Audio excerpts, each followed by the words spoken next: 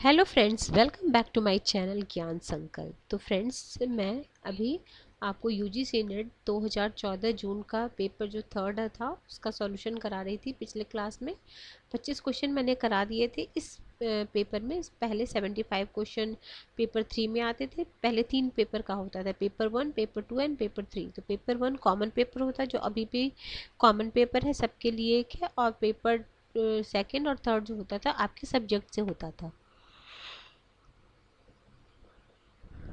तो जिसमें paper second में 50 क्वेश्चन आते थे और पेपर थर्ड में आते थे 75 क्वेश्चन, 75 क्वेश्चन, यानी टोटल अपने सब्जेक्ट से 125 क्वेश्चन आते थे। तो मैं पिछले क्लास में जून 2014 के सॉल्यूशन कराना स्टार्ट की थी। तो मैंने 25 क्वेश्चन करा दिए थे। आज मैं 25 से आगे कराऊंगी।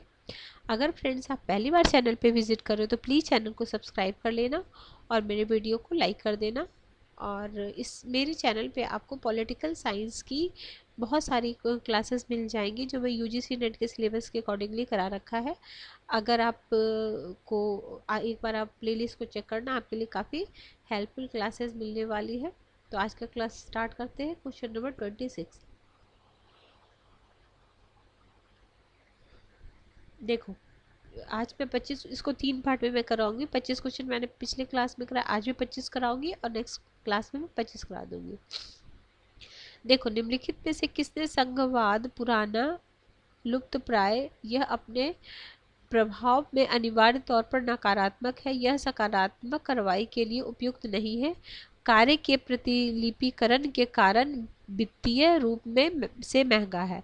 तो ये बोले थे आपको लास्की जी का ये कथन है।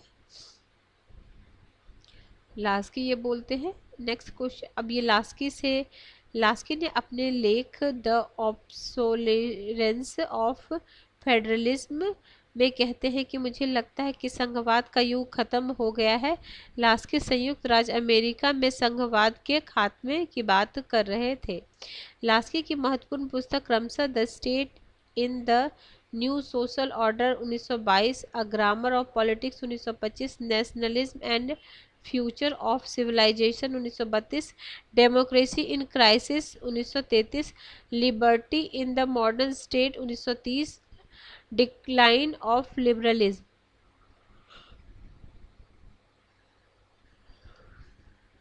आगे है 27 क्वेश्चन, निम्नलिखित में से किसने दावे के साथ कहा है कि आधुनिकीकरण को अत्यधिक विभेदित राजनीतिक संरचना और राजनीतिक शक्ति की सत्ता के समाज के सभी क्षेत्रों में विसरण के साथ संबंधित किया जा सकता है?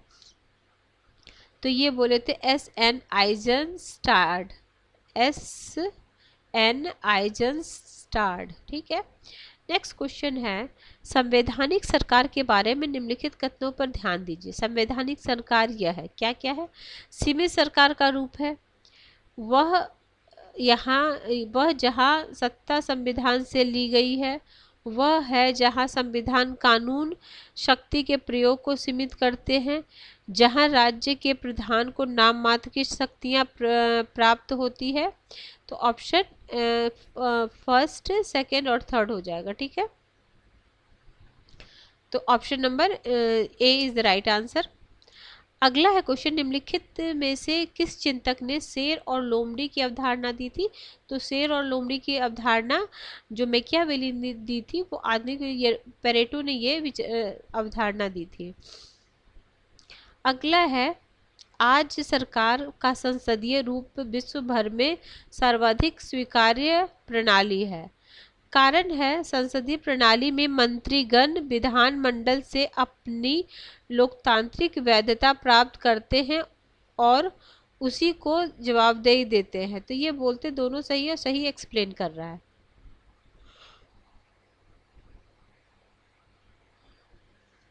क्वेश्चन नंबर 31 है, भारत में निर्वाचन संबंधी सुधार के साथ निम्नलिखित में से कौन सा संबंधित नहीं है?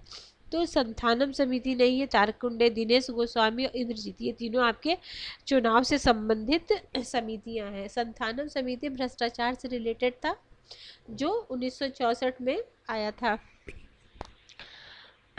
अगला है, प्रभुत्व जाति का विचार निम्नलिखित में से किसने दिया? प्रभुत्व जाति का ये दिए थे एम श्रीनिवासन।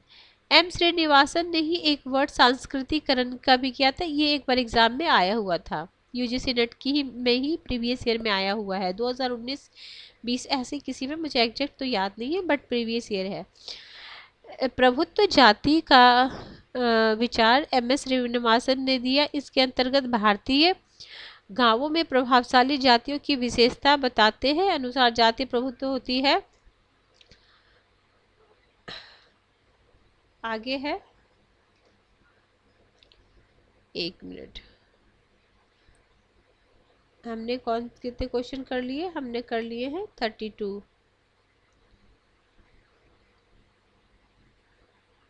ठीक है, नेक्स्ट।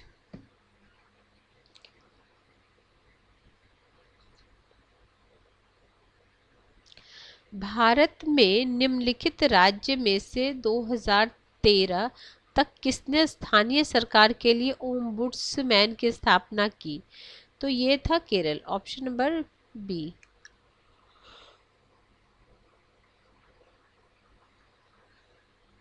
थर्टी 34 क्वेश्चन है, factional politics in Indian state नामक पुस्तक के लेखक कौन है? ये पॉल ब्रास है, वेरी इंपॉर्टेंट बुक है, आप बुक जरूर लिख लेना। ऐसे बुक ना 4 थिंकर के साथ रिलेटेड करने के लिए मैच द फॉलोइंग वाला भी क्वेश्चन में आता है। तो factional politics in the Indian state, Paul R Brass. Paul और ब्रास के बारे में दिया हुआ देखो, faction politics in India state नाम पुस्तक लेखक है पॉल ब्रास। अपनी उक्त पुस्तक में उत्तर प्रदेश राज्य में भारतीय राष्ट्रीय कांग्रेस की राजनीति पर ध्यान केंद्रित करते हैं। पॉल ब्रास ने अपने महत्वपूर्ण कार्य में चौधरी चरण सिंह कांग्रेस की राजनीति को मुख्य आधार बनाते हुए उस उत्तर भारत की राजनीति पर चर्चा की है। पॉल आर ब्रास की मुख्य पुस्तकें हैं Forms of Collective Violence, The Production of Hindu-Muslim Violence in Contemporary India, The Politics of India Since Independence, एवं Language, Religions and the Politics in North India। Sorry, next है, देखो next राजनीतिक दल है और नेता है। तेलंगाना राष्ट्रीय समिति, इसमें से कौन सा सुमेलित नहीं है ये पूछ रहा है, यानी 3 सुमेलित है, 1 सुमेलित नहीं है। तेलंगाना राष्ट्रीय समिति चंद्रशेखर राव, पीपल्स डेमोक्रेटिक महमूद मुफ्ती, भारतीय जनता पार्टी कल्याण सिंह, शिरोमणि अकाली दल नवजोत सिंह सिद्धू। तो देखो नवजोत सिंह सिद्धू शिरोमणि अकाली दल के नेता नहीं थे, वर्ष 2004 से 16 तक भारतीय जनता पार्टी के नेता एवं 2017 में राष्ट्रीय कांग्रेस के नेता। आगे है, निम्नलिखित में से किस बात में भारतीय सर्वोच्च न्यायालय ने कहा कि मौलिक अधिकार राज्य के निर्देशक सिद्धांत दोनों का समान रूप से महत्व है, एक को दूसरे के लिए त्याग नहीं। तो ये बोला था मिनर्वा मिल बना भारत संघ, ऑप्शन नंबर सी।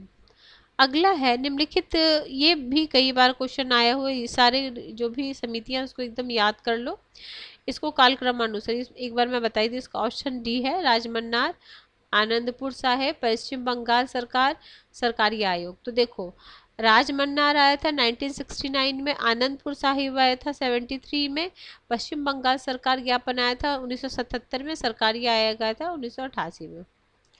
अगला है, उप प्रधानमंत्री और सरकार, मोरारजी देसाई, जगजीवन राम, देवीलाल और लाल कृष्ण आडवाणी।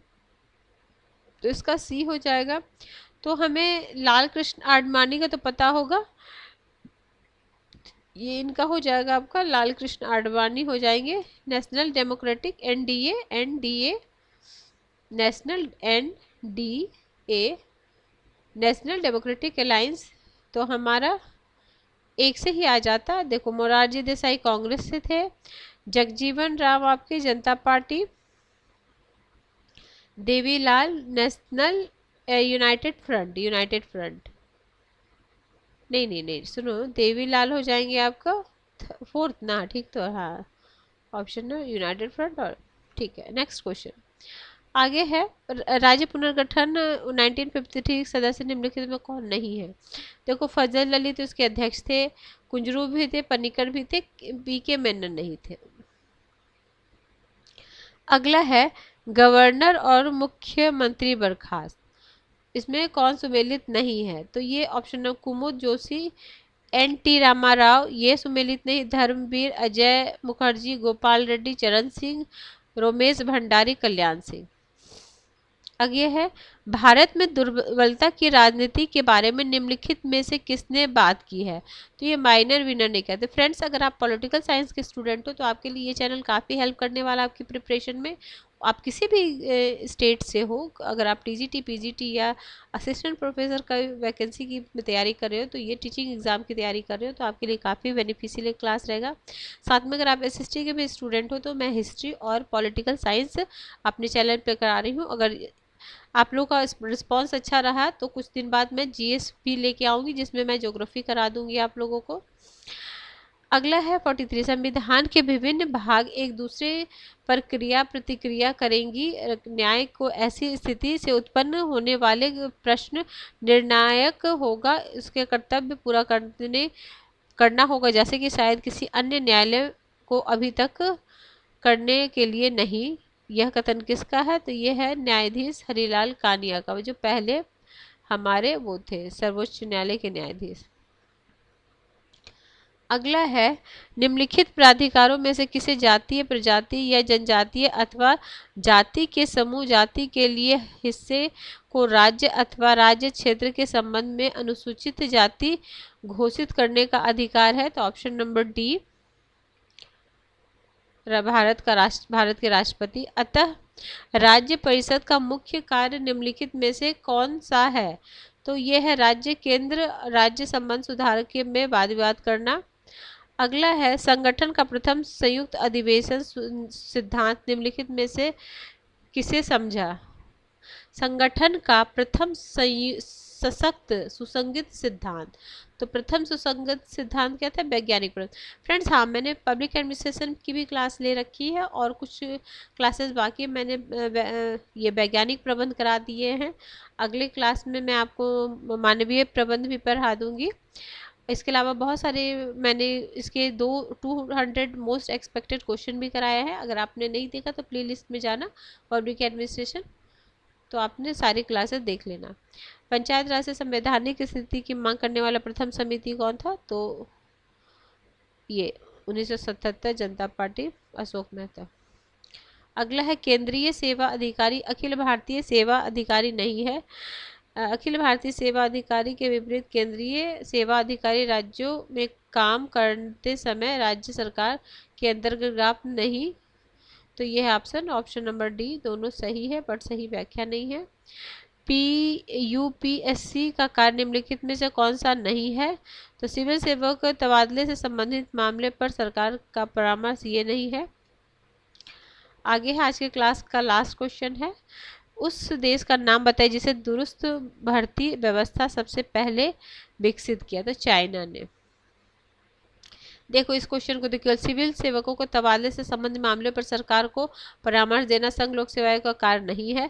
भारतीय संविधान के अनुच्छेद 320 के अंतर्गत संघ लोक सेवा आयोग के कार्यों का वर्णन किया गया है। आयोग के कार्यों को क्रमशः केंद्र की सेवाओं में नियुक्ति के लिए परीक्षाएं आयोजित करना, पदोन्नति में प्रतियुक्ति या समावेश अधिकारियों की नियुक्ति करना, सरकार के अधीन विभिन्न पदों एवं सेवाओं से संबंधित भर्ती नियम बनाना, उसे संशोधन करना तथा राष्ट्रपति द्वारा आयोग को भेजे गए किसी मामले पर सरकार को सलाह देना। तो ठीक है फ्रेंड्स, आज हमने 50 क्वेश्चन किया, इसमें अभी 25 क्वेश्चन और बचे हैं। बोला ना 75 क्वेश्चन होते थे, ये पेपर 3rd है आपके सब्जेक्ट का।